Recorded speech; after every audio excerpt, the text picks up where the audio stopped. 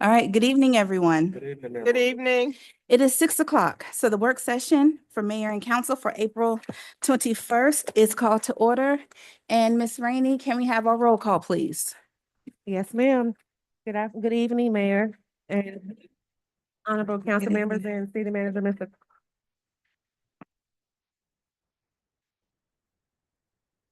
Sound like? We starting over? Okay.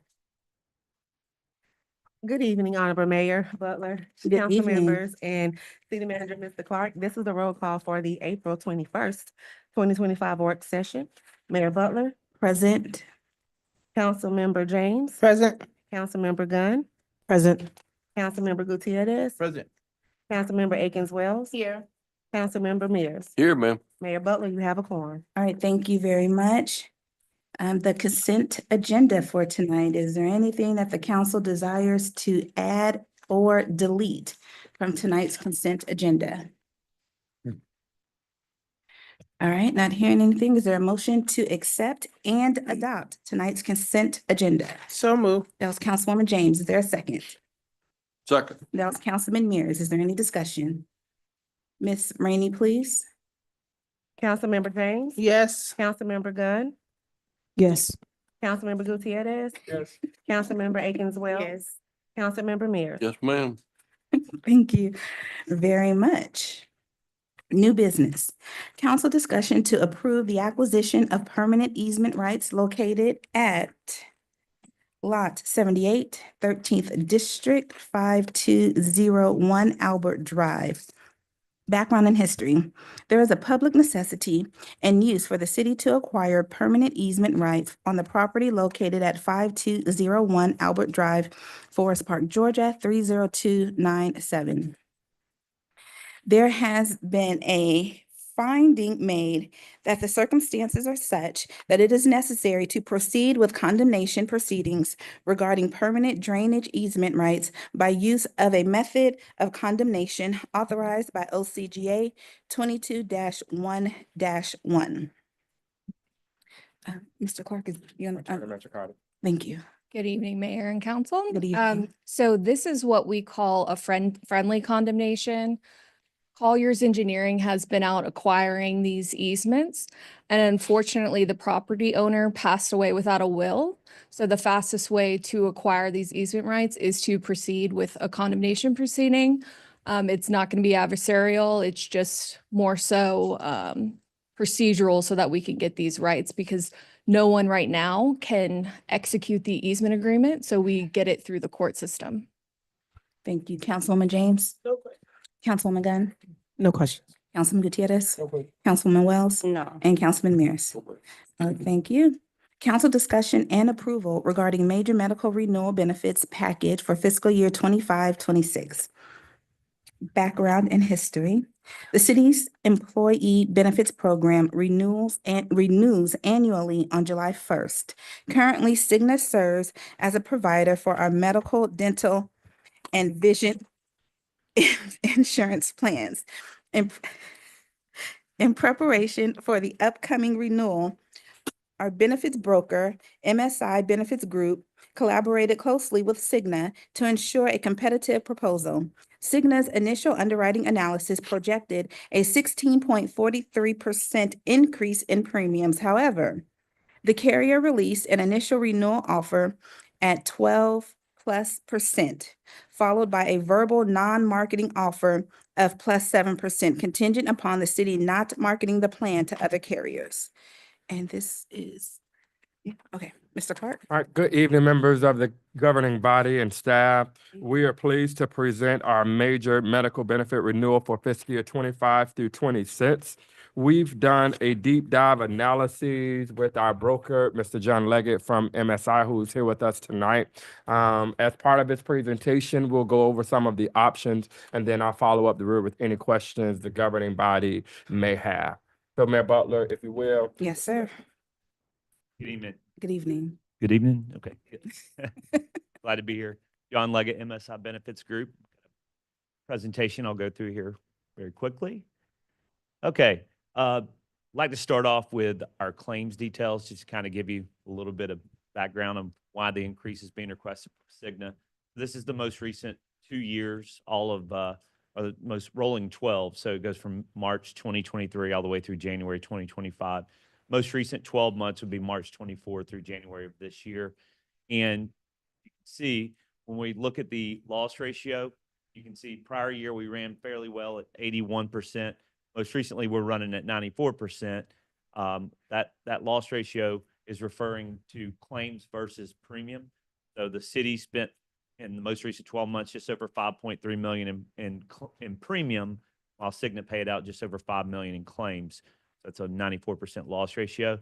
But if you notice, the most recent, is that 7 months out of the most recent 7 months, 6 of those months have ran above 100%. So claims have been running a little hotter, as we'd say, the most recent 7 months, which is why Cigna initially wanted to release at a 16% increase. Like I said, or like the write-up said, they were willing to issue a 12% if we decided to go to market. And the reason they do that, and all the carriers do that, is if we go to market and we get some competitive proposals back, we can then push back on them. And a lot of times they will get to a point that they're not comfortable renewing at, but they obviously want to renew the city's business. So what they do is they say, we'll give you a non-marketing offer of 7%. That actually started at 9%, and we pushed on them, and the bottom number was 7%. So I'll get into what that looks like. So this slide here just simply shows what a 12% increase would look like. These are the 3 plans that the city offers to employees. You have a good mixture between these 3 plans. There's 138 employees enrolled in the option 1. You have 97 enrolled in option 2 and 42 enrolled in option 3. So you can see if the city said we're going to renew at 12%, because we go to market, we don't get anything back from the market, Cigna is going to issue the 12%. This is what it would look like. And essentially by holding employee deductions, the city would take on just under a $679,000 annual increase with holding employee deductions. So we don't like that option. So next slide is our 7% and holding employee deductions. That gets the increase, bottom line increase down to just over 7% at 7.31%, or about $396,000. And again, this is holding the employee deductions, so no change to employees, and keeping the benefits the exact same. If I look here, this is a breakdown of the contributions. So you see the breakdown here. The city's annual net spend right now, based on enrollment, is just over 5.4. The way the deductions are set up now is not what we call cost neutral. So the deduction or the amount the city pays per plan and per coverage tier varies based on the plan and the coverage tier. So you can see for single coverage on the option 1, it's $865 a month. Whereas if someone takes the option 2 plan, it's $891. And you can see the numbers vary across the board, and then the percentages for each plan and each tier. So what this cost neutral option shows is holding the employee deductions on option 1 and keeping the same dollar amount that's contributed now would be contributed for that plan across the board. But by doing so, that does mean an increase to deductions for the employees on option 2 and option 3. So give you an idea, an employee right now is paying $10. It would go to $14.96 for single coverage. Where the bigger increase is for an employee plus family. Right now they're paying $20. It would go to $55.76. That is per paycheck. You can also see option 3, an employee's paying $24. That would go to $30, right at $31. And for family, it would go from $81.50 to $101. So about a $20 increase per paycheck there. Now, employees that are enrolled in, sorry, my contact's messed up. Employees enrolled in option 1 or option 3 could drop down to option 2, and they would actually see a decrease in what they're paying. So an employee right now paying $24, it's going to $31. If they drop down to single coverage on option 2, then they would actually be below where they are under the option 3 plan. However, the difference between option 2 and 3 compared to 1 is option 1 is an HMO plan with basically Piedmont doctors. It's a more narrow network, whereas option 2 and 3 is Cigna's more robust network their OAP network. So if an employee was on option 2 and wanted to try to move down to 1, they might see a change in some of their specialists. So that's the biggest hit would be for those folks on 2 that wanted to go to 1. So, but by doing that, it gets the overall increase down to just over 4%, or about 237,000. I know that was a lot in a short period. I'll pause, see if there's any questions. Councilwoman James? Councilwoman Gunn? Not now. Councilman Gutierrez? Councilwoman Wells? No. Councilman Mears? The only question that I have is when I was reading the background and history, how it's in there 7+%, 12+%. Why not an exact number? I can explain that. Thank you. Because it's a staff report and what we wanted to do, because these numbers are ever changing, Mhm. we kept the specifics to the penny in the actual flow chart that's included in the Okay. package. But great catch. Of course. Thank you. Just a few more slides. One of the slides we wanted to show is MSI. We happen to work with nearly 70 local governments in Georgia, cities and counties. And so proud to say the city of Forest Park has one of the best benefit packages of any of our clients. And this kind of shows you that breakdown here. So what we're showing here is current is today's premiums, and renewal is what the premiums would go to if we accepted the 7% increase. And you can see we have all average. There's 56 counties and cities that are in this all average. There's 26 counties and there's 30 cities. And then SHBP is the state health benefit program, obviously the largest health plan in the state. And obviously the city's competing against state employees as well. But if you look, you can see the premiums where they're at now, how they compare. But what you really will notice here is on average, for these 56 employers, government employers, an employee pays $43 a month. Under the HMO, under the city of Forest Park, there's no cost. If you have a spouse or a child, right now it's about $46 a month. The average, as you see, is $394, $358. And for family coverage, it's $56 a month versus an average of about $633. You notice the contribution percentage. The city's paying 100% of the employee costs and right at 96, 97 for the other tiers. And then you come down to the benefits, the actual plan design, health plan design. The deductible's 500. We have a HRA of 500. It's a 100% co-insurance plan. And then you can see the out-of-pocket. But you can see that your overall benefits package, cost-wise and actual plan design, is very attractive and really a big part of why employees want to come work for Forest Park. It's part of their compensation, and just wanted to highlight that and show you guys how you stand against a lot of the other local governments out there. One other thing we looked at is we did receive an increase on the dental, a 21% increase, and out the gate we said, wow, why are they asking for such a big increase? And it is due to the claims. We did go to market, and a couple carriers that came back were even above Cigna. So Cigna is the best option here. Currently, the city has the dental deductions lumped into the medical. So if I take medical coverage, there's no cost for dental, even if I take single medical and I want to cover my family on the dental. So what we're illustrating here is an option 1 and 2, is the city still continue to pay 100% of the dental plan for employees, but under option 1 here, this would be paying 50% of the family cost. And under option 2, it's paying 0% towards family. And so what you can see is we're looking at annually an increase of about $41,000 if we renew as is. But if we go with option 1 and pay 50%, employees would pay $5.10 for one dependent a week, $8.12 for family, and the city's actual net spend would go down just right under $14,000.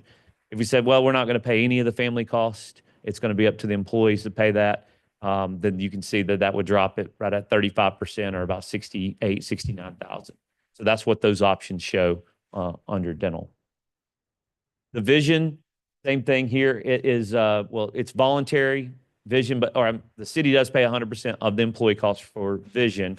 What we're showing here is the city paying 50% of family. It drops the increase of 8% that we're looking at down to about 3.5%. And then the last couple slides, we did market the life insurance. The Lincoln Financial is the current carrier now for the basic life that the city provides to all employees. It is not changing. We did get them to give us a rate decrease if we added voluntary life, but the city already has life insurance, voluntary life insurance in place, so we're not doing that. But what we did get is an even more competitive quote from Standard that's about 30% below current. And it's a smaller premium, but we're looking from going, our premium the city pays of right at 35,000 would go to just under or just over 24,000. So there's a savings there. Seems like a no-brainer. The Standard also has a line of duty benefit that pays up to 50,000 if a police officer or anyone in the line of duty were to be killed in the line of duty. So there's an extra benefit. And fire. There's a lot here, but this kind of summarizes it all. Really what we're looking at here is going to be option 2, 3, or I think 4. It would be the 3 options that we hopefully get approved tonight. So option 2 is a 7.7% increase when you factor everything in. Option 3 is 4.7, and then 3.7 for option 4. And option 2 is renewing at the 7% increase or 7% increase on the medical and not changing employee deductions, and keeping the life insurance with Lincoln. Option 3 is making the medical cost neutral, which, some employees will see an impact on their payroll deductions if they renew as is, and then paying 50% of the dental, changing the life to Standard. That gets it down to 4.7. And then option 4 is taking the dental, option 4 is the one paying 50% of the family. Option 3 is keeping the deductions the same on the dental, but that gets it down to 3.7. This is just a timeline. So we'll need to build out the enrollment platform, do the benefit guides, have the employee meetings, the town hall. So all that's coming up in the next couple of months. We'll be working on open enrollment. And then this just, again, summarizes where we're at and what options are on the table to hopefully be approved tonight. All right, thank you. Councilwoman James? So yes, hello. Hello. Thank you for the information. Yes, I do agree. We have some great benefits. Question, option 2, is that including the dental and the vision also? You mentioned that it's just the 7% and it's Option 2 is no changes on the employee side. It's a 7% increase on the medical, 21% increase to the dental premiums So that's 21%. on the dental, and then 8% on vision. But employees would not see a change The employees won't see a change at all on the in on the payroll deductions. dental? Correct. Okay, at all. Okay, but that's an increase for us of 21%. No, of For the- 7.7 overall. Okay, so, okay, back up. I'm sorry, I'm just trying to understand. The vision and the dental, where you said it's a 21% increase? Mhm. Is that the 21% increase that is along with the 7.7 for the Correct. medical? It That's is. what I'm trying to understand. Correct. Okay, so the 21% increase will be an increase for the city, not for the employees? That is correct. Okay.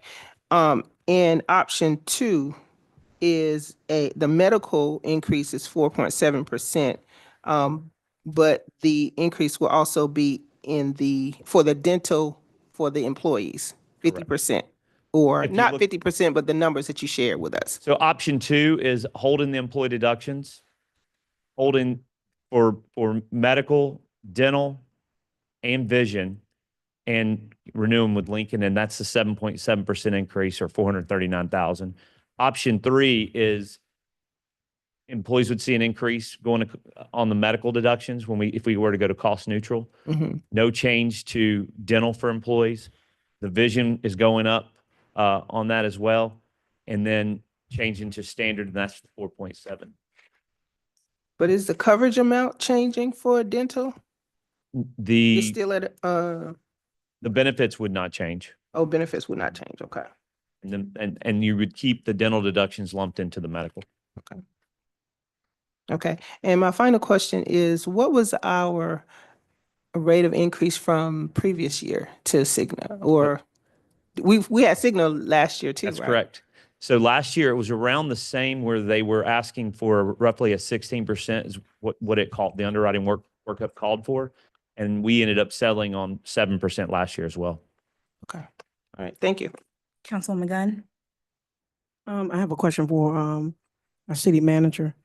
CM from 7.7 to 4.7. The annual budget impact. How will we compensate for over, almost up to a little bit over $180,000? Is that what we're looking at right now? So when, say if we come in and we take, everybody is saying option 2. Say option 2 is accepted for 7.7. And the city, accrues 439,433, right? So is that a change, in the budget itself where it looks like right now? Or is that an increase that's going to take Absolutely, place? it would be a change. Our recommendation is between options 3 and 4, Mhm. because one of the things we're trying to do is fix the equity issues that we have based upon how much we're paying for family coverage as well as just regular employees. And Mr. Leggett is correct. The employees can go from option 3. When we talk about the 3 options, there are 3 separate plans that the employees can choose. For plan 1, that plan is free. Plan 2 is a bit of an upgrade, and plan 3 is the Cadillac of all Cadillacs of the healthcare plans, right? We're paying the same cost for option 3. And so what we're trying to do is stabilize that somewhat. You know, if the employees in fact want that higher plan, then there's a cost for said plan. And if you'll go back to the slide that shows our average, because we still want to, we've vacillated over this with our HR team and our finance team, because we still want to make it fair for the employee. But we're our preference would be 3, because that's less of a blow. And then working with our employees, if there are changes from them going from the Cadillac plan to plan 2, which is where a great number of our employees currently are, making certain that some of those doctors and those specialty services are still provided. But there was a slide that Mr. Leggett showed you showing where we fared in the market as it relates to all of the different entities. If you can look on here, you'll see that even at option 3, we will still be amongst the lowest, I believe. And we also looked at this from a city level, we would still have the best plan. And that's why we gave these averages. We just didn't show city names, you know, and the last one, that state plan, that's showing that we would still even be lower than the state average. And so it would have an impact on our budget, because we would go into the budget with the understanding that our expenditures are increasing for some of these fixed costs of doing business. Not only do we have major medical, we are also in preliminary conversations relative to our property casualty and loss, and we know that there's a large percentage increase there as well. And the risk here, or the gamble rather, we decided we did not want to go to the market, because if we went to the market based upon our plan, we knew that we were coming out of that. If no one beat 12%, our increase would be 12%. And so we just asked our broker, no, we don't want to go to the market, because that's a huge risk. And you do want stability. So if you change carriers, then next year we're looking at only about 7 or 8 months of experience when they're working the renewal. And that was kind of the point of showing this slide here and how the claims of late have been running. Hopefully they'll improve, you know, and last year Cigna wanted a 16% increase. We settled on 7, same kind of workup this year, and they begrudgingly got down to a 7. But if the claims continue the way they're trending, we will be looking at this again next year. There will be a year that we do go to market and we do potentially make a change. But in a year when you can get your final number down below below trend. It's a good renewal. And again, also, we know that employees have been pretty happy with Cigna. Haven't been a whole lot of issues, so they've done a good job. Anything else? Councilman Gutierrez. Question, thank you. Councilwoman Wells. No. Councilman Mears. All right, thank you. You. Just flip through this. What number, we on number 5. Council discussion and approval to purchase body worn cameras and in-car cameras. Background and history. The Forest Park Police Department currently utilizes Vertisterum for its body worn and in-car camera systems. However, the department has encountered ongoing operational challenges with said company. Additionally, the system lacks several critical features that are considered standard in today's law enforcement technology landscape. Due to these concerns, the department is requesting to transition to Axon body-worn and in-camera car systems.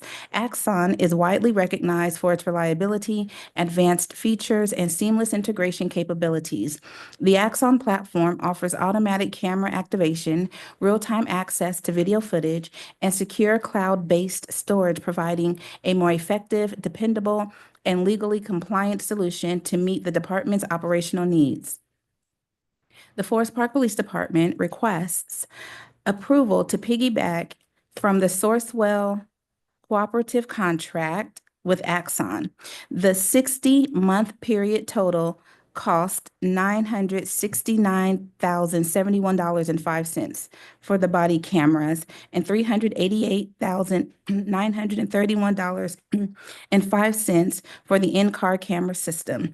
$580,140, which will be expensed in annual installments. The initial payment starting in June of 2025 totals $9,690.69 to be funded from the Department of Treasury account 214313210531105 to the 2025-2026 annual cost is $87,216.40. Good evening, Madam Mayor and Council. Good evening. Good evening. Lots of numbers there. So we currently have Versaterm, in-car and in-car camera systems and body-worn camera systems. It's essentially a cell phone that sits inside of a cell phone holster on your vest and inside of the car, and it records. Well, that system that we currently have, we're probably paying close to around $80,000 a year for that current service, and that service is not meeting the industry standards. With Axon, you get automatic activation, you get automatic tagging, so that it takes the risk of the officer putting the wrong retention period on some footage that was stored, and a lot of other advanced features.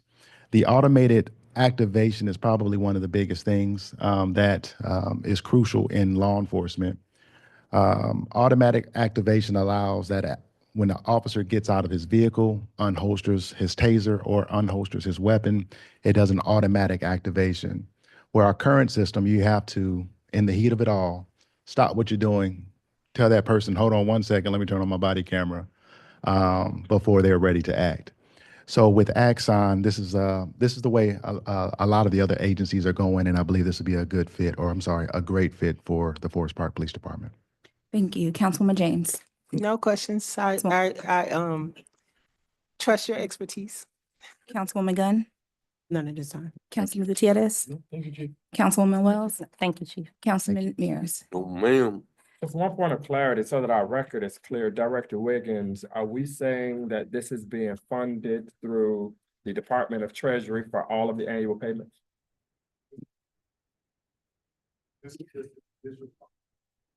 Thank you. I can answer that one. This is just for the initial cost. He's going to use his Department of Treasury confiscated funds. He's going to use that. Can you speak into the microphone, please? He's going to use the confiscated funds to take care of the first initial cost. Then what we'll do after that is start putting it into the budget. And so to the point about the insurance, it's similar. Because you're just adding it back to your general fund, is what I'm hearing. Now, my question is there a cost when the equipment is turned in that we paid for? Do we get any credit or do we get to keep the equipment? Because this mirrors the same situation with ShotSpotter. Yes. So cell phones were given to us. We didn't have to pay for those cell phones. And so they're Verizon cell phones. If the city decides to repurpose them for something else, that is something that they are able to do. And in addition to that, our current body worn cameras is currently funded already, and it's not going to be too much of a higher increase going from our current provider to Axon. So I have a question, and I believe it was corrected, but it's regarding the battery life and the Yes. charging of the cameras. Yes, ma'am. How is that now? Is that still an issue? Well, when we upgraded to the new cell phones, it corrected the issue. But in addition to Axon, that issue will no longer be a problem anymore as well. All right, thank you. Thank you. Council discussion and approval of a fee waiver for the use of the Star Park Amphitheater. Background and history. The third annual Jam for Peace Festival is looking to return to the city of Forest Park on Saturday, May 10th. This event will feature performances by local artists, church and school choirs. This event will also provide the community with an educational, job, and health fair. Good evening. Good evening, Mayor and Council, City Manager. As noted, I have Mr. Springs here to speak about the Jam for Peace Fest on May the 10th. Or if you want to come on up.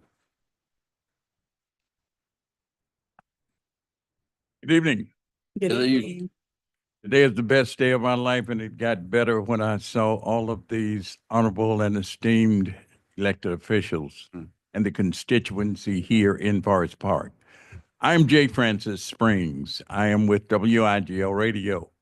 For the past couple of years, the city of Forest Park has been very gracious in allowing my radio station and my organization to use Star Park to effect an event that addresses issues dealing with our progeny and our prodigy.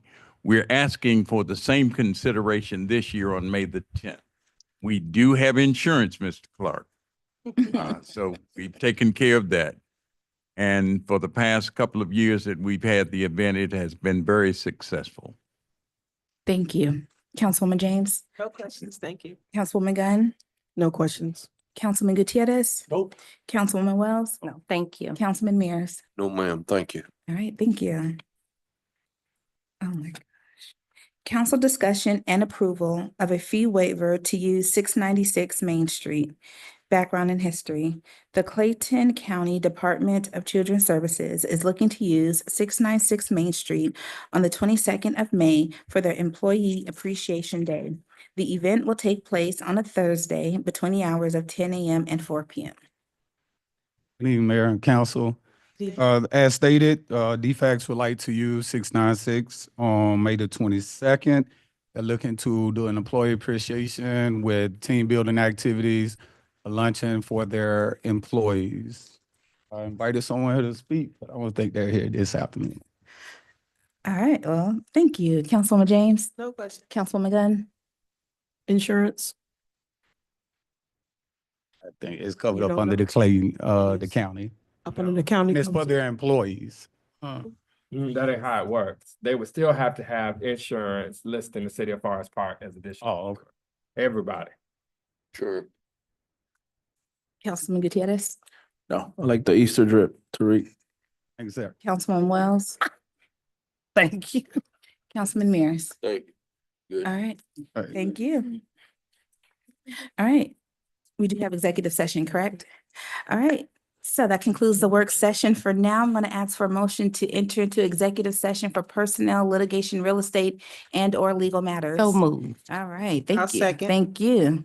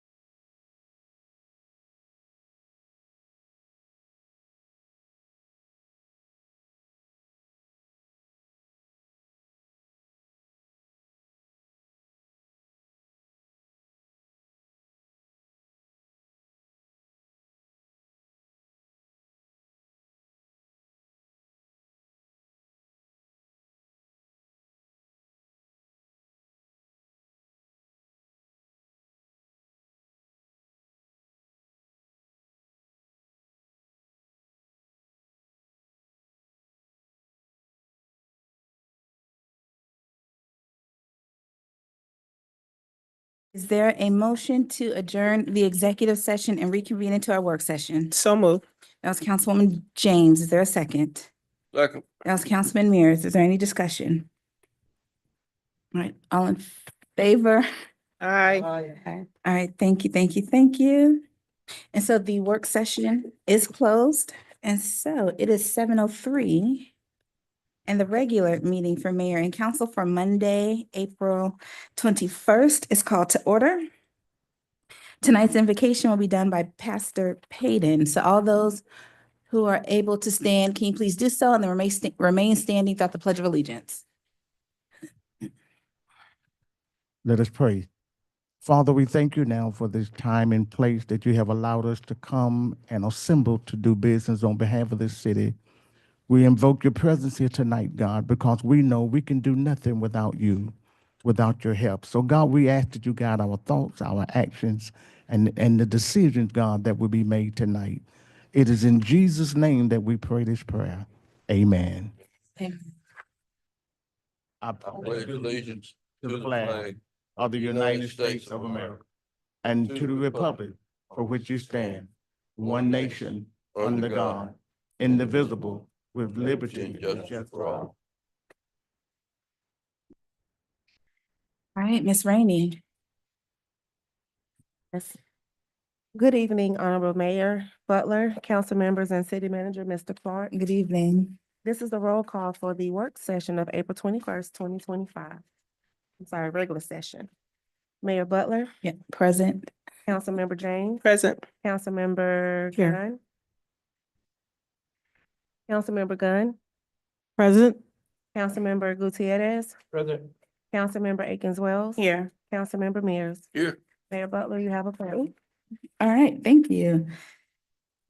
The consent agenda for tonight, again, is there any additions and or deletions that the governing body desires at this moment? All right, not hearing any, is there a motion to adopt and approve tonight's consent agenda? So moved. That was Councilwoman James. Is there a second? Second. That was Councilman Mears. Is there any discussion? Ms. Rainey, please. Councilmember James. Yes. Councilmember Gunn, Here. Councilmember Gutierrez, Yes. Councilmember Akins Wells, Yes. Councilmember Mears. Yes, ma'am. Thank you very much. The adoption of tonight's agenda. Is there any addition and deletions from the governing body?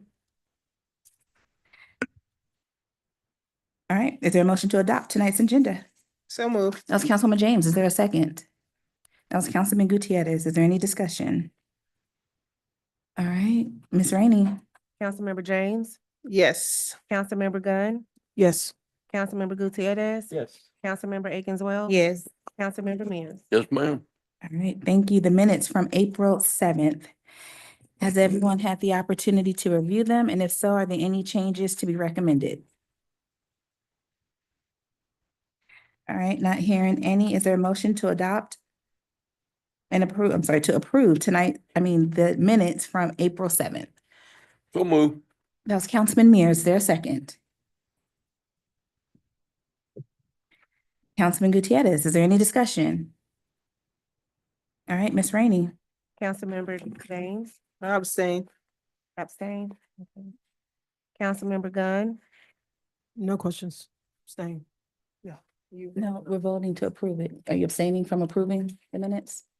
No, I mean, So you approve the minutes? I approve the move. Okay, thank you. Thank you. Councilmember Gutierrez. Yes. Councilmember Akins Wells. Yes. Councilmember Mears. Yes, ma'am. Thank you. All right, public comments, Ms. Rainey, please. Yes, for the Charter Section 2-1-7 Rules of Procedure and Decorum. Comments will be limited to a total of 3 minutes per speaker. 21 minutes are allotted in total. Members of the public are not allowed to participate in any debate or discussion conducted by the governing body members. All public comments must be limited to matters on the agenda or over which the governing body has jurisdiction. Each speaker must maintain a decorous demeanor and refrain from personal attacks upon members of the governing body or employees, shouting and using obscene language.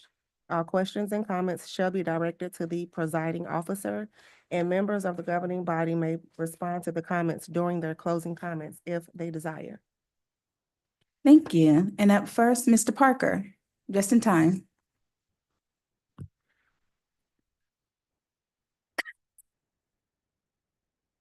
Howdy. Hi. Let me be very clear tonight. I'm here to put the city manager and the mayor on public notice. You do not tell me how to exercise my First Amendment rights. You do not tell me when. You do not tell me where. You do not tell me how often. And you absolutely do not tell me who to bring my grievances to. That is not your place. That is not your right. And that is not the law.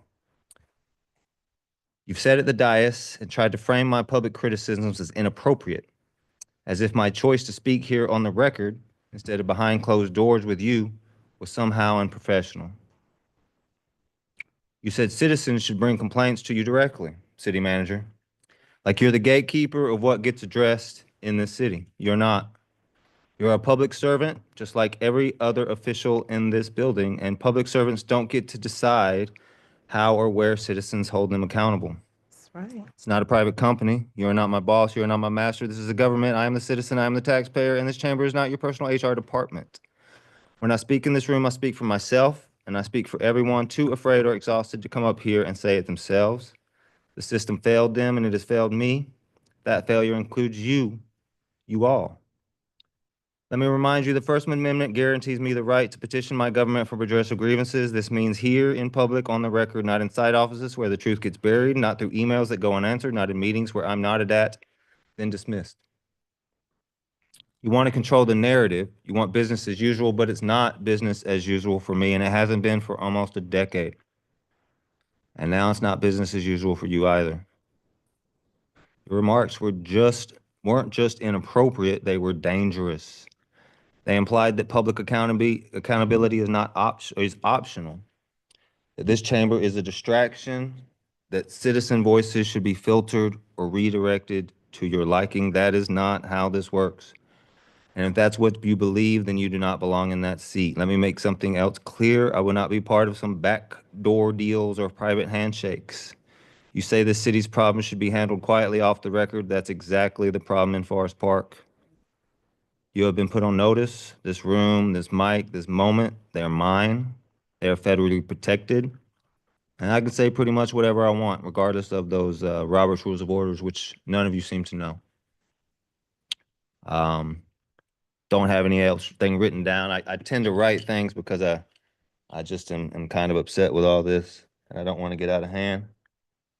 But y'all been a major pain in my backside since I've been here. Not you all. You all haven't been up there, but many of you. And I just need to bring it to light. I need to move on. And I'm not able to do that. I've tried several times. What's up? I've tried several times. Have a good evening and the day you deserve. Mr. Springs. Mayor Butler, thank you again for the opportunity. I'm going to decline comments. I'm basically here to request the support. Okay. And Reverend Clinkscales.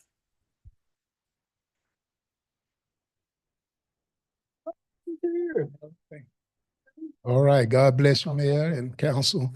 Hey, man, I got a special guest here. He gonna come and start us off, and then I'll come back, all right? I think you guys are great. I'm Bruce Abraham, the former Economic Development Director for the city. And thank you for letting me be here tonight. I want to tell you, I had a great experience here. This is a great, loving, kind-hearted community. And it's an honor to be here to talk to you again tonight about something that is, I think, is close to all of our hearts. When I was the Economic Development Director, there are many things I used to brag about here. I'd talk about Fort Gillem logistics and the farmer's market and the new middle school and Star Park. And this was all part of the city's good reputation. And while I worked here, I got involved as a volunteer in the Hunger No More Food Bank over on Courtney Drive, which is also a part of your good reputation as a caring, responsive community. The food bank feeds about 2,500 people a month, and it is a 501c3 nonprofit run by volunteers and donations. They rely on a 26-foot old box truck to ship the food from Atlanta to the food bank here. They borrow old trucks and they break down, preventing the food delivery to Forest Park. The last time we made a delivery, it broke down twice on the way back from Atlanta. The reason we're here tonight is to alert the kind-hearted people of this community the opportunity to help their neighbors who struggle to feed their families. Tonight, we're launching an online fundraiser through DonorBox to help buy a good, reliable truck. If the food bank had its own truck, it could increase the number of people it can feed reliably and keep their food bank open for need. And there's going to be a greater need in the future we can see for things like this. So if you could please play the video now to show.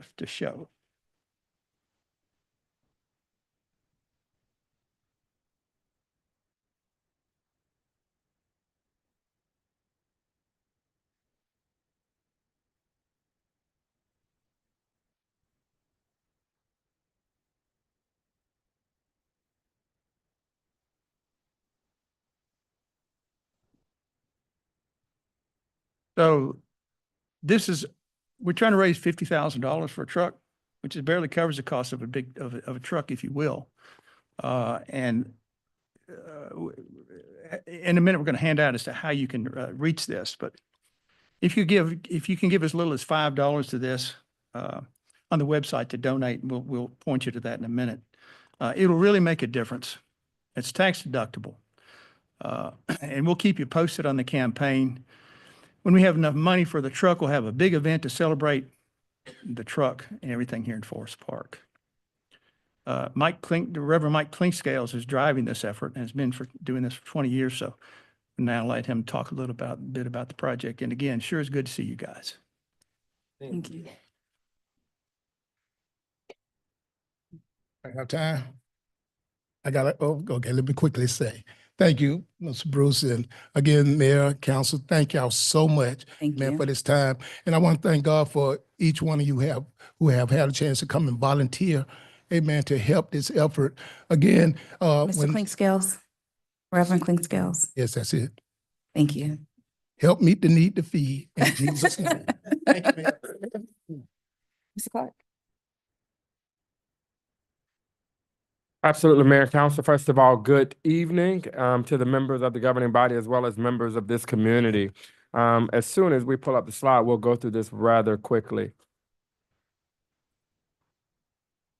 All right, starting off, we're just going to talk a little bit about our legislative corner. So for the month of March, we fielded 46 phone calls for the council members. Some of the events held, Mayor Butler's read-along, State of the County, Leadership Readiness Forum at Gillum, Pillars Luncheon, Clayton Day at the Capitol, Ward 3, Councilmember Hector Gutierrez, Food Truck Friday, Bingo Singer Panthers in Action, as well as the ongoing beautification cleanup, Ward 1. Again, the monthly ward meeting, Hunger Walks, and the municipal court mock trial, Ward 4 with Councilwoman Wells, Wellness with Wells, Time 4, as well as the community closet. And we are excited on the next slide to showcase some of those pictures from those various events.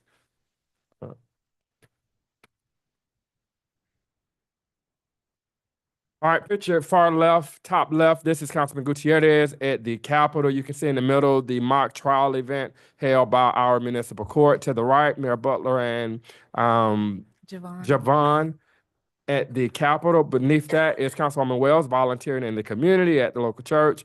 Myself and Representative Neal. Picture beside that is Rochelle, Sharice, and Nigel at the recent St. Patrick's Day event. And then the final image on that slide is Councilwoman Wells with the monthly yard of the quarter. Within our executive offices, we are continuing to work on the home program. Of course, as you know, the program is closed. We're continuing to go through it, excited about getting some of these contracts facilitated in the community so that this work can continue as it relates to home renovations. Just some of our department updates for the city clerk's office. We fielded about 180 open records requests, of which 34 were canceled. within our code compliance department, we want to point out the number of cases that we had with junk vehicles. So you can see that number this month is at 78, of which we resolved 74. We're really excited about some of the efforts happening within our code enforcement department and ensuring that our community remains clean. If the council members, those that are willing, Public Works is allowing council members to do a ride along so that we can share that information with our code enforcement department and start trying to work through some of the issues that you see from your vantage point. This is a picture of the code compliance cleanup day that was held by our code enforcement department and the Office of Economic Development. Again, Mr. Bruce, it's good to see you. Again, they are fielding all of the meetings through our Urban Redevelopment Agency, our Development Authority, as well as our Downtown Development Authority. There is a lot happening there. We celebrated the grand open of Change Center Mentoring program at 1044 Main Street, which is located within that district. Worked through the last 3 renovation projects for 4987 East Street, attended the Main Street Disaster and Resilience webinar, and a host of other things that I'll save time and not go through. Again, this is just an image from the Wellness with Wells event. Within our finance department, for the month of March, we generated about $4.2 million in overall general fund revenue. And you can see there in the breakdown of how things are faring. Later in this meeting, you will get an up close and personal update from our finance director as he goes through the monthly financial report. We're in the process of rolling out everything for our budget. Council members, as you know, we have a retreat scheduled for next month where we plan to be fully prepared to go over the budget proposal for fiscal year 25 and 26. One of the things that we're really proud of is the integration of AP automation for our finance department. This is just going to help us streamline a lot of our payment processes, which will then allow us to pay our vendors faster, even faster than the required net 30 terms. In the Office of Fire for the month of March, we fielded about 254 responses and 98 inspections. Some of the notable news: congratulations to all on the successful completion of skills testing and meeting the required standards to serve as the area relief drivers. And those individuals are DeAndre Robbins, Aaron Jackson, and Kyle Grace. The other thing, we're excited to announce a new member on our team. Congratulations to AMET, Lamisha McClendon, on the birth of her new baby, as well as congratulations to Kyle Grace on the birth of his new baby boy. Again, this is just showing some of the training efforts of our fire department. This picture depicts some of their recent hose training that they did. Within the Office of Human Resources, they were able to attend 2 job fairs last month, one at GICC and one at East Point, as well as we have launched and kicked off our biggest loser participants. You'll see within the presentation the number of basic vacancies that we have in each of our respective departments. All right, within municipal court, I've already highlighted the mock trial with participation and students and faculty from Forest Park High School. Moving forward, the court is eager to collaborate with Ms. Cox to help organize another mock trial soon, as well as working with Forest Park High School to ensure that they get some of the things that they need to start up their very own mock trial team. Again, these are just some photos of some of those kids testifying in a real scenario-based court setting. If you've never been to one of these mock trials, it is a perfect opportunity for you to see just some of the brilliance that we have right here within Clayton County Public Schools. For the month of March, there were a total of 733 citations disposed, 354 continued, 1,014 adjudicated, as well as 217 failures to appear, bringing the totals for the month of March to 2,318 cases. Within our Planning and Community Development Department, we're still working on refining our processes as well as embodying the concierge model within that office. For the month of March, they completed a total of 14 zoning verifications as well as 1 planning petition. For the month of March, we filled about 111 new business licenses with an average 2 to 3 days to complete, bringing in a total of over $300,000 in revenue just from business licenses. Council, we have a training session coming up. I believe it is in 2 to 3 weeks. We're inviting all of you out to attend, and essentially it is zoning 101, where we will bring in professionals to go over our zoning code as well as the applicable zoning law for the state of Georgia. This is just an image from the Clayton County Day at the Georgia State Capitol. And this was an opportunity for all of the municipalities as well as our county partners to meet our legislators and see them in action in their space. For our police department for the month of March, there were a total of 1,633 traffic stops, of which 586 citations were issued, 1,166 warnings were provided, and a total of 117 arrests for the month of March. Within our special operations unit, there was a total of 1,532 traffic stops, of which 872 citations were written and 660 warnings. Within our special operations division, there were a total of 124 arrests, of which 24 were drug arrests. Also in our police department, there were several different events held in the month of March. The picture on the right is the City of Forest Park Police Department pitching in during the cleanup day held by code enforcement. We also had a total of 2 police recruits that graduated from the academy and 4 open officer positions. Within our public information office, our top social post, as we do every month, was the post for the graduates that graduated from our annual inaugural cohort graduation that we had here in this room. That was our top post for the month of March. The public information officer fielded 12 work order requests as well as assisted with photography for all of the various events occurring during the month. Within our public works department for the month of March, there were a total of 106 hours spent on cutting trees and or cutting down overhanging limbs. 4 locations were served and 20 hours worked for debris removal, as well as our street sweeper was able to get 45 streets completed, totaling 92 hours worked for the month of March. Also within our public works department, you'll see this in the report next month. The release went out today. We're happy to announce that our public pothole brigade will begin work soon. I think I said the name wrong. The pothole rangers will begin work to ensure that we're starting to fill in some of the many potholes that are around this. I'm sorry? Goodness. Actor focus. Shirts. Pothole Rangers. I'm sure we can get you an airbrush shirt that says Pothole Ranger. And I think we'll do that just for promotional purposes because this is something very interesting that they're doing, taking some of their crews just to focus on some days, just on all of the potholes that are around the city, because we get a lot of inquiries about individuals hitting potholes and messing up their rims on their cars. All right, for our recreation and leisure department, they were able to bring in a total number of $24,000 through their revenue opportunities within the department. Our senior center coordinator held the Wellness Wednesdays, the Gratitude Circle, as well as now every Tuesday and Thursday, they're doing chair exercising. On Tuesday, they're doing the shuffleboard lessons, and on Friday, they are doing the cornhole, checkers, and dominoes. We are really excited about the work that Ms. Ann is doing with our legacy residents within this community and ensuring that the programming is solid to their needs.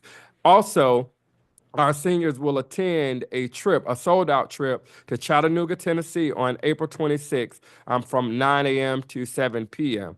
Council members, please mark your calendars. Opening day for baseball, soccer, and t-ball, as well as softball, will be April 26, 2005. This is an image of our Legacy residents participating with our council aid with bingo at the St. Patrick's Day Festival. Again, if you have any questions relative to this report or to report any items within the city of Forest Park, we ask you to use our one-click app. This concludes my report for the month of March.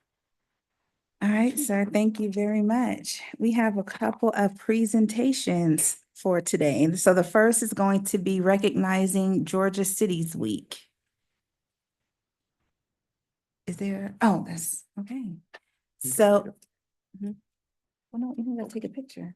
So I'm gonna ask the governing body to come forward with me so we could take a picture, and then our interim economic development director is gonna accept the proclamation. Welcome in.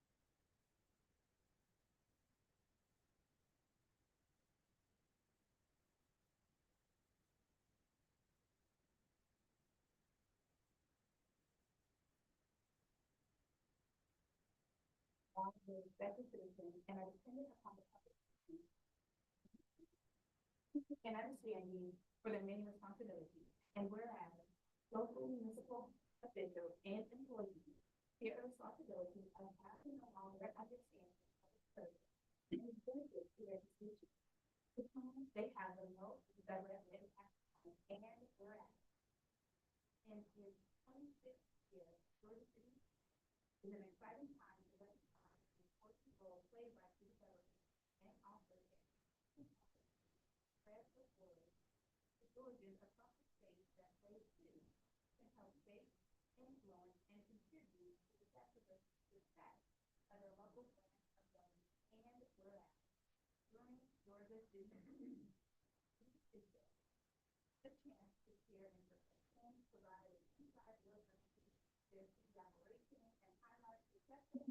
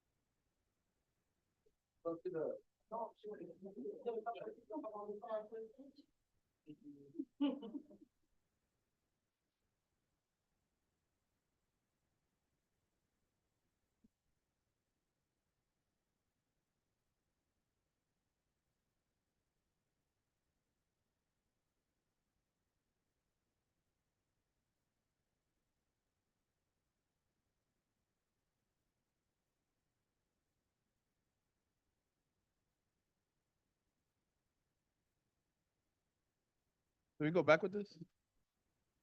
Oh.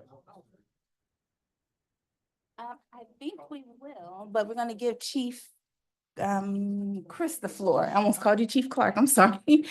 So Chief Chris. Well, in recognition of telecommunication Operators and Telecommunicators Week. Background and history. National Public Safety Telecommunicators Week is celebrated annually during the second week of April, April 13th through April 19th, to honor public safety telecommunicators for their critical role in public safety. This is a time to celebrate and thank all telecommunications personnel across the nation, but more specifically in the city of Forest Park, who serve our community, citizens, and public safety personnel 24 hours a day, 7 days a week. Good evening again, Mayor and Council. Good evening. So tonight, I am privileged to have our unsung heroes here with us tonight. These are our communication operators. They are a vital, they play a vital role in the protection as well. I mean, as it relates to public safety. When you all call 911, these are the beautiful voices that you hear. They have to work for the most part, in a calm but hectic environment. And so I can't say enough about them. When you call 911, they answer, and then they dispatch us. So they are also our first responders. They are our first responders when there's an emergency. So today we would like to honor them. And I just want to make mention of something that just recently happened. We've made huge strides as it relates to our technology in our 911 communication center. And just over the weekend, we had a 5-year-old pick up the phone and call 911 because his mother had collapsed.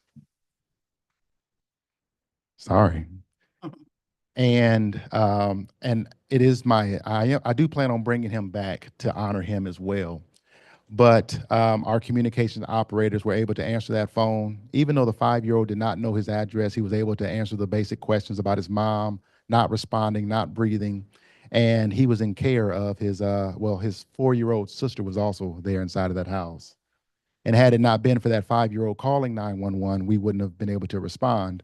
But in addition to that, the technology we put in place allowed us to go straight to that address to provide and render aid. So, but it just speaks to the type of calls that our communication operators handle day in and day out. So if they will, come on up and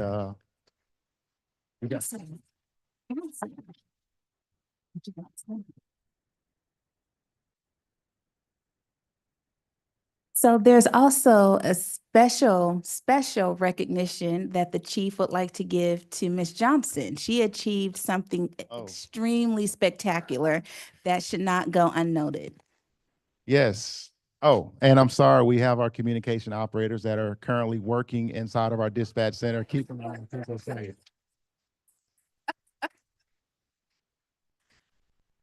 So yes, so here recently, Ms. Johnson just recently took a test and passed that test successfully. And it gives her a certification that only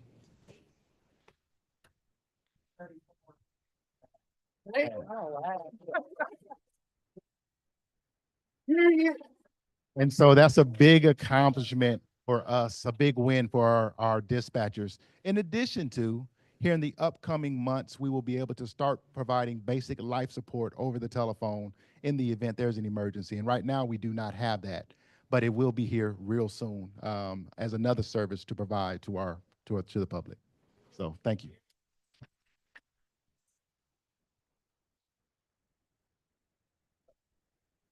Yeah, I just have a comment. The Georgia Cities Week is a good thing, but these are the type of things we should be giving proclamations for. So I'm gonna suggest that if we don't have one, that we get one. And thank you all for all of your hard work. Thank you.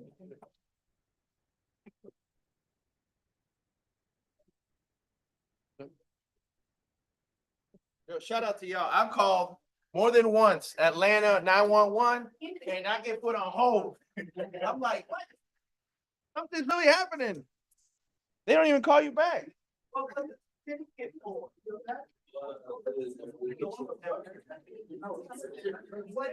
the certificate for? What did she get? What did she get? Ms. Johnson. Hello, hello?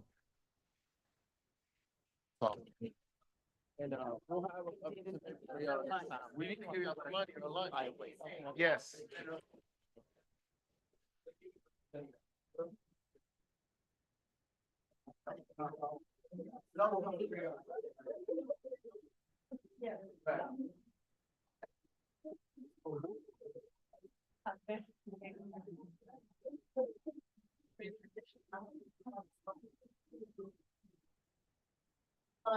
Just a little time,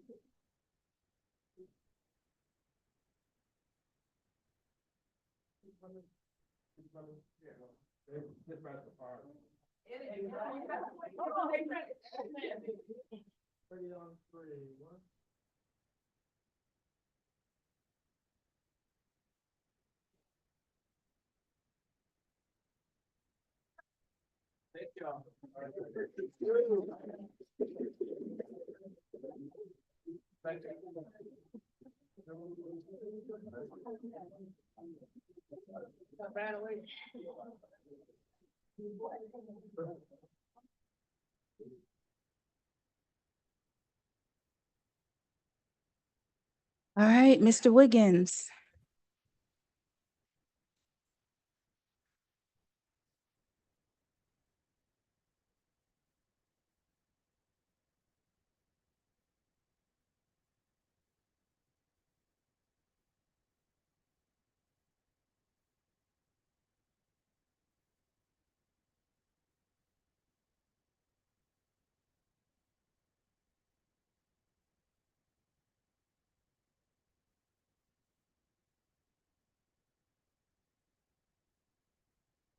Oh, all right. The financial reporting of our 2024-25 fiscal year monthly financial report.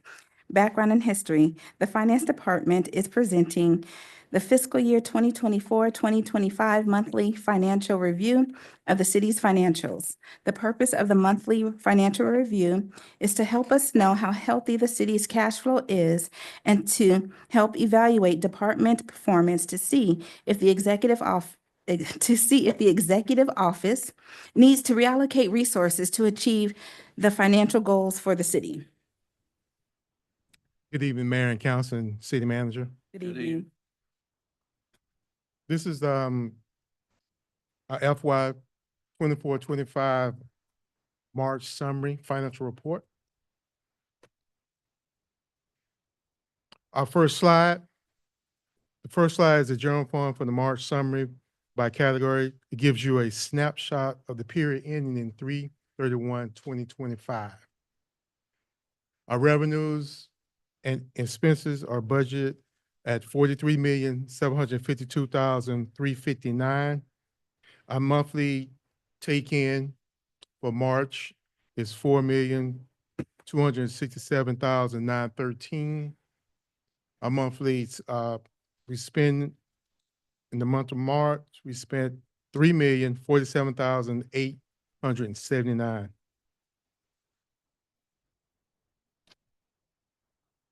Our next slide. Next slide is the general fund by department, which gives you the budget to actual monthly spending and the percentage of the budget being used by each department. On this particular slide, the graphic shows departments have only used 68% of their budget overall. Now, on the average, we're on the 9th month of the year, so normally it's supposed to be 75% of being able to use. So we're 7% on this, so we're doing pretty good coming out of the 9th month.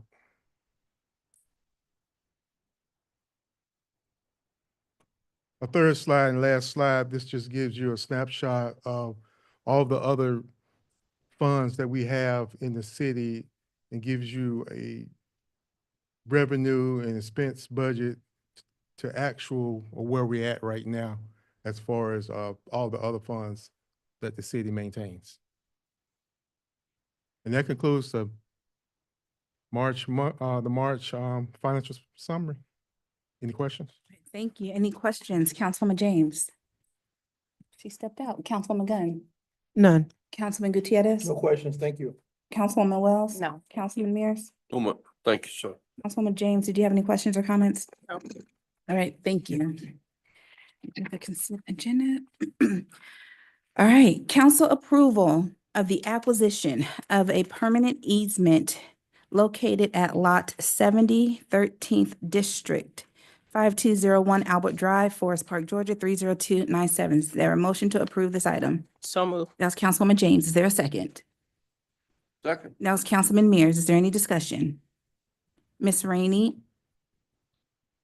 Councilmember James, Yes. Councilmember Gunn, Yes. Councilmember Gutierrez, Yes. Councilmember Akins Wells. Yes. Councilmember Mears. Yes, ma'am.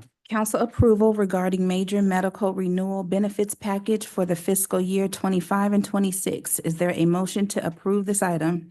Madam Mayor, Yes, ma'am. I make a motion that we approve option 3,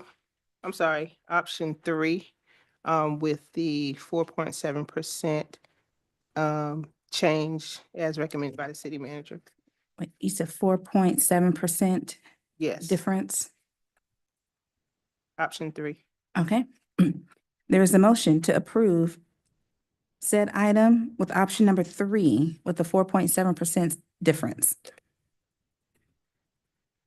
Yes, that's the motion. Second. All right, thank you. Any discussion? Ms. Rainey? Councilmember James. Yes. Councilmember Gunn, Yes. Councilmember Gutierrez. Yes. Councilmember Akins Wells. Yes. Councilmember Mears. Yes, ma'am. Council approval to purchase body worn cameras and in-car cameras. Is there a motion to approve this item? So moved. That was Councilwoman James. Is there a second? That was Councilwoman Wells. Yes, sir. Can we please specify in this motion for our records that the not the initial payment is coming from, is it the federal funds, Mr. Wiggins? Which one? On 214, On 214. Okay, deriving from is it Federal Fund 214. Okay, So, Wait. restate my motion. yep, on number 9. Yeah, so that's to approve the purchase of the body worn cameras and in-car cameras with the initial funds deriving from the Federal Fund 214 account. So moved. That was Councilwoman James. Is there a second? Second. That was Councilwoman Wells. Is there any other discussion? Ms. Rainey? Councilmember James. Yes. Councilmember Gunn, Yes. Councilmember Gutierrez. Yes. Councilmember Akins Wells. Yes. Councilmember Mears. Yes, ma'am. All right, council approval of a fee waiver for the use of the Star Park Amphitheater for the Jam for Peace Festival. Is there a motion to approve this item? So move. That was I'll- Councilwoman James. I'll second. Wells, I'm sorry, the second by Councilwoman James. Is there any discussion? Yes, ma'am. Mayor Butler, if we Yes, sir. could approve this with the condition that the applicant provide certificate of insurance listing the city as additionally insured in the amount of $1 million. So move. And I'll second. All right. Ms. Rainey? Councilmember James. Yes. Councilmember Gunn, Yes. Councilmember Gutierrez. Yes. Councilmember Akins Wells. Yes. Councilmember Mears. Yes, ma'am. All right, so item 11. Council approval of a fee waiver for the use of 696 Main Street for the Clayton County Department of Children's Services to include applicant providing a certificate of insurance for $1 million, listing the city of Forest Park As additional. as an additional insured. So moved. That was Councilwoman James. Is there a second? Second. By Councilwoman Gunn. Is there any discussion? All right, Ms. Rainey? Councilmember James. Yes. Councilmember Gunn, Yes. Councilmember Gutierrez. Yes. Councilmember Akins Wells. Yes. Councilmember Mears. Yes, ma'am. All right, closing comments. Councilwoman James. I'll come back to me, Madam Mayor. Councilwoman Gunn. None. Councilman Gutierrez. Yes, I'd like to thank everybody for coming out today. Shout out to the 911 responders. Like that was a real thing. I did call. I was in Atlanta. I saw a homeless individual upside down with no clothes, and I thought they were not alive anymore. So I just kept calling 911, and I kept getting put on hold, and it was very frustrating. It's at times when you need it that you know that it's there here for our city. So I'm just thankful for the capacity that we have. Thank you for all the help. Shout out to our council aides for making the Selena Day a success and everything that I do. And yeah, I think that's it for me. Thank you, everybody, for coming out. And congratulations to Ms. Dennis for her promotion. Councilwoman Wells. Yes, a few things. I just want to say thank you, Chief, for recognizing your employees. And again, I say what I said earlier. I want to make sure that they receive a proclamation because what they are our first responders. And they deserve better than just getting up, taking a picture. Let's make sure we recognize our employees the proper way. And I also wanted to, I guess I wanted to be clear because I don't want our residents coming in to be turned away. So I want to see what the latest time is for our residents to come in and speak. If the regular meeting starts at 7, then it should be 6:50 or 6:55 or 7. I just don't like our residents turned away because at the end of the day, they're our bosses and they deserve a chance to speak if they're here before the 7 o'clock meeting. So when it comes to Mr. Parker's comments, although I don't always agree with everything that he says, but I'm never going to turn my back on an employee nor a resident of Forest Park because again, they are our bosses and our employees are what makes our city turn around. They make us look good. And so I agree with a few things that he said today as far as getting up. This is their platform. This is their time to come and let us know how they feel. Those are our bosses. And so we should listen. And it's not that you have to go behind closed doors and meet with anybody. This is your community. And so you can speak without feeling being made to feel bad for doing so. Mr. J. Springs, I just want to say thank you for all that you do in our community, all that you have done in our community. The Jam for Peace is a great event. It gets the community together on a positive note. And so just thank you. And whatever I can do to assist, please don't hesitate to reach out to me. I know you say I'm hard to get in touch with, but I really be working. And also Wellness with Wells tomorrow from 6 to 7, 696 Main Street. It will be, the last class will be the first week of May. And I think some of our employees, Ms. Brown, I think has something going on with our employees. And so a lot of employees have been coming to partake in Wellness with Wells as well. So thank you all so much for showing up. And the Gospel Jam will be this Saturday from 1 to 5, April 26th. We have gospel artist Canton Jones. Councilwoman Gunn is going to be out there singing as well. We have a lot of our local churches and pastors that are going to participate in this event. And so I hope to see you all there. Thank you so much for being here, and I hope you all have a blessed night.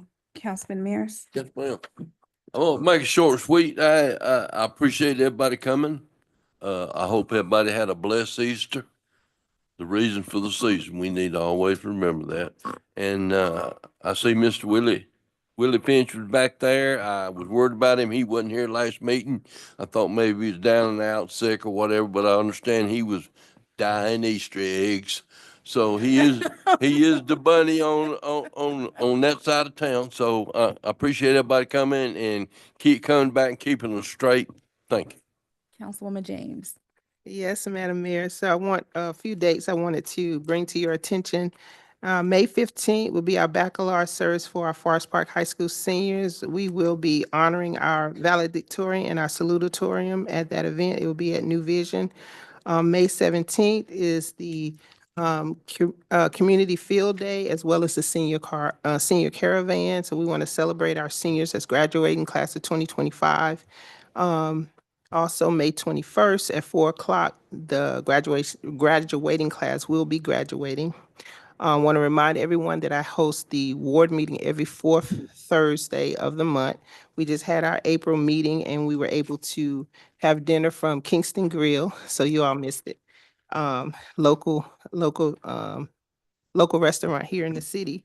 Also, mark your calendar for August the 23rd. That is our homecoming. We want all those that have graduated from Forest Park High School to participate in this great event. to host our community and bring our community together. I want to say a special shout out to the Economic Development Department, Ms. Dennis and her team, for the partnership with Food Truck Friday and the Longest Table. So we want to try to bring that back at the next Food Truck Friday. And also, for those of you that know Sanaya Fagan, we are going to be celebrating her. She's already in LA.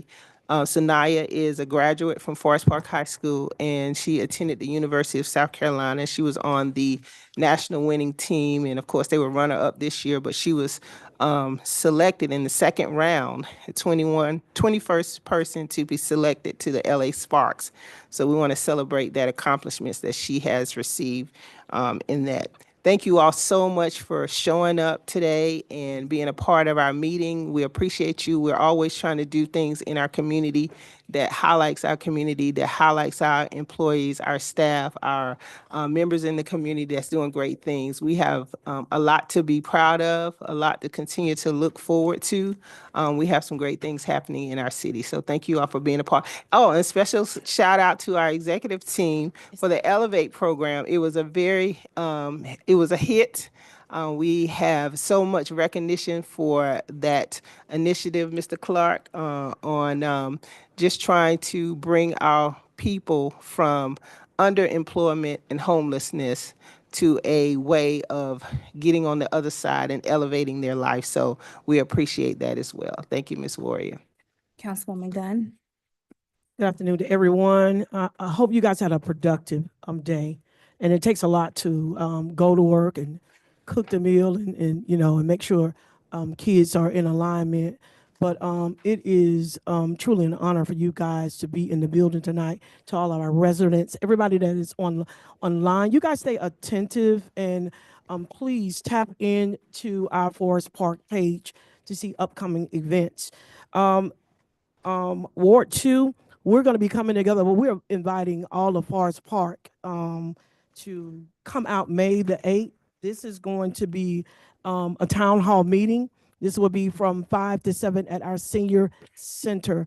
And so this is going to be a first of in a long time that we were able to come out. We're going to have department heads there to just to address certain questions and things of that nature.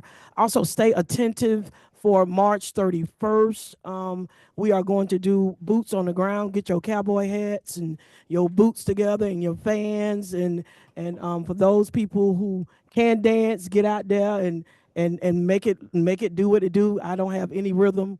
I'm just one of them girls that don't have that rhythm, but we're looking forward to seeing you guys come out.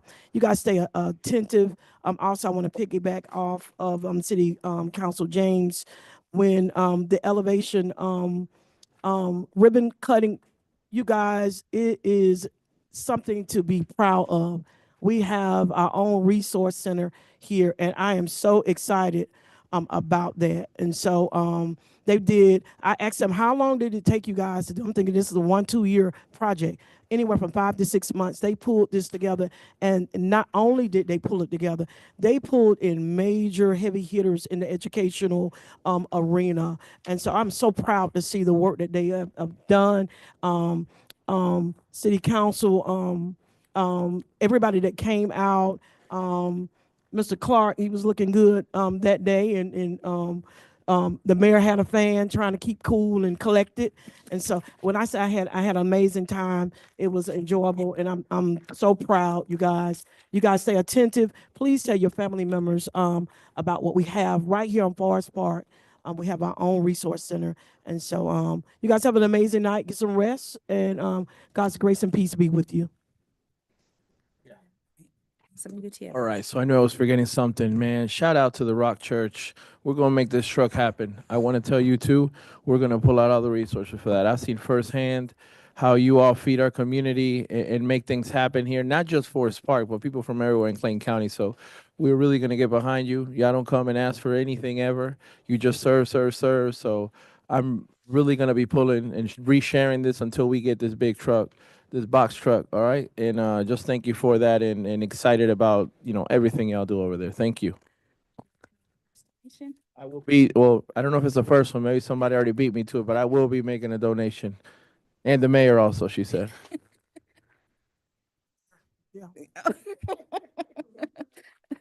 Yes. All right, so I want to thank everyone for coming out today. We do have to return into executive session for personnel, litigation, real estate, and or legal matters. So is there a motion for such? So moved. All right, thank you. All in favor?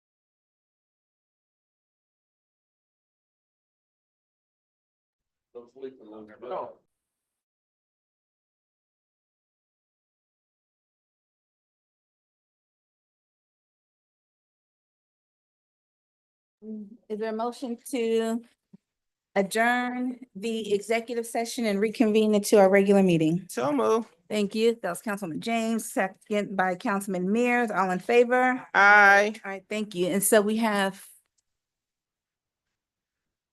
just these three items? What are these again? I'm sorry, I didn't take notes. So is there a motion to approve the indemnity agreements for the tax sale property? Oh, can't pronounce that. For the Sang property. Is the address on here? Oh, yes, 816 Needle Drive. So move. Okay, that was Councilwoman Do you James. need the amount on record? Let me try to say, make a motion that this. All right, that was Councilwoman James. Is there a second? I second. That was I'm sorry. Oh, you did the said- motion. Second. Second. Councilman Gutierrez, any discussion? All right, Ms. Rainey?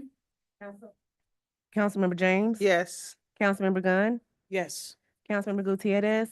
Yes. Councilmember Akins Wells. Councilmember Mears. Yes.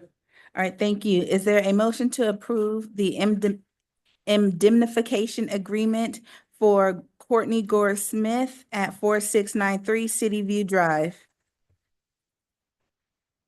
That was Councilman Mears, a second by Councilman Gutierrez. Is there any discussion?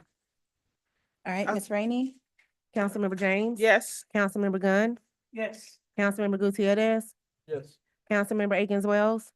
Councilmember Mears. Thank you. Now, is there a motion to approve the indemnification agreement for Edward Garcia at 550 Bridge Avenue? So move. Thank you. Is there a second? Second. Thank you, Councilman Mears. Ms. Rainey? Councilman James. Yeah. Councilmember Yes. James, sorry. Okay. No problem. Councilmember Gunn. Yes. Councilmember Gutierrez. Yeah. Councilmember Akins Wells. Councilmember Mears. All right.